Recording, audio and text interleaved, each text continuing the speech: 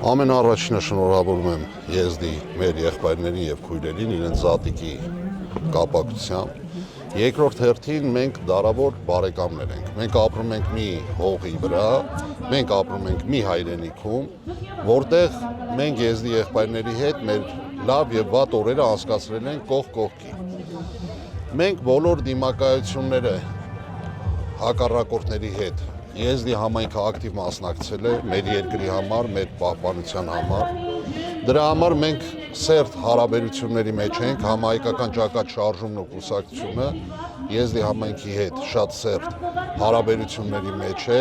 Նաև մենք ունենք Եզդի համայնքի ներկայացուցիչներ համ կուսակցությունում, համ շարժումում։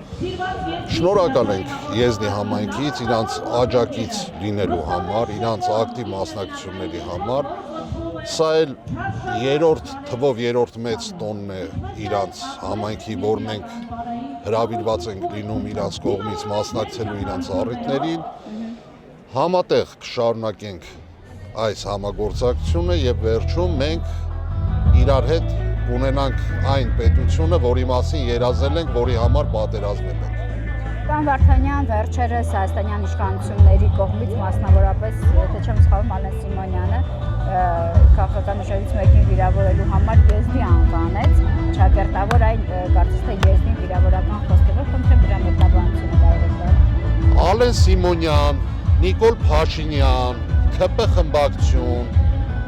իրանք արժանի չեն ոչ մի մեկնաբանության, եթե Եզդի վիրավորական բառը ես ոնց Եզդին վիրավորական բառ չի, Եզդին դա